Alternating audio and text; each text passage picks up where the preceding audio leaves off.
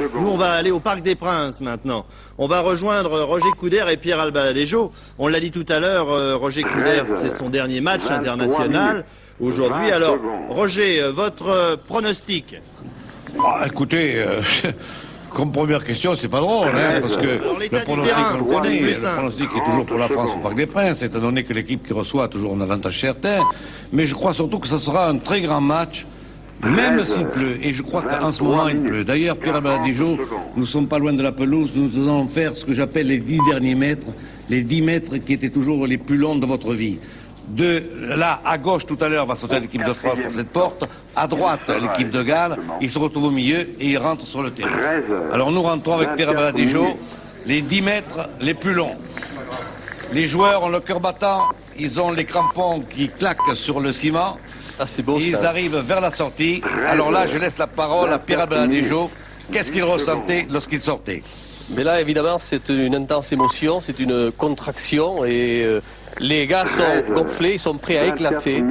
Et puis, c'est le grand jour, c'est la sortie du cirque, on rentre dans l'arène et là, on est prêt à se défouler. Mais je dois vous dire quand même ici, on va marquer un petit temps d'arrêt parce que il y a Roger à droite, là, qu'est-ce que c'est ce truc là? Ça y était pas ce matin, là. Ah, ce truc blanc. Non. On est très curieux, alors on va les regarder, tranquille, bougez pas. Qu'est-ce que c'est? Voilà, mon cher Roger. Oh, qu'est-ce qu'ils m'ont fait? Qu'est-ce qu'ils m'ont fait encore? Viens ici, tu vas arracher, je te prie. Voilà. Je vous jure que je ne savais rien. Oui, on veut bien vous croire, Roger. Allez, les petits. Et voilà, mes chers amis, 25 minutes. c'est l'immortalité, Roger, ça. Ah oui. C'est l'immortalité. Ah, oui. Aujourd'hui, c'est un grand jour pour notre ami Roger. Et voilà que... On n'a pas statufié Roger, ça viendra, c'est un peu plus tard quand même, ça, la statue sera pour un peu plus tard. Mais Roger, voilà ici, allez les petits. Oui, alors c'est là où s'arrête mon rôle et où commence le tien. Alors, quand la foule hurle, quand les gens sont là, 50 000 personnes, et que tu arrives pour défendre les couleurs de la France, tu les as défendues 32 fois, tiens, pour la dernière fois, je te dis tu. Oh, comme c'est drôle. Alors, Pierre Albaladejo, que ressentais-tu? Eh bien Roger, écoute, de toute façon, puisque c'est parti pour le tu, allons-y. Et dis-toi bien que c'était des moments intenses, mais il y avait aussi beaucoup d'émotions, parce que porter ce maillot, c'est quelque chose. D'ailleurs, tu le sais, tu l'as porté toi peut-être dans la 3e mi-temps, mais là tu étais un leader. Tu étais un leader.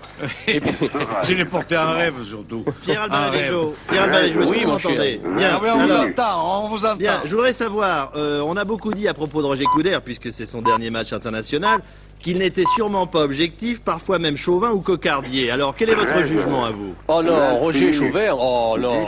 Enfin, non. Cocardier, oui.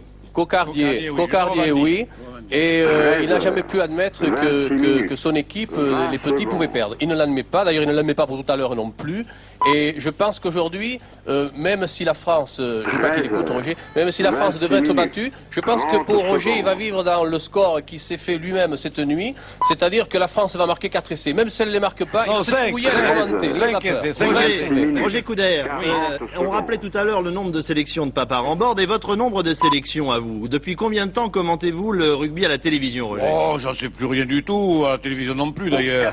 Quand je vais faire mes comptes, quand je vais prendre ma retraite au mois de juin, car je vais encore faire avec mon ami Pierre Albaladejo, je tiens à le préciser, un quart de finale, une demi-finale et la finale du championnat de France de rugby. Mais c'est mon dernier match international. Je ne les ai pas comptés vraiment, mon cher Bilalia.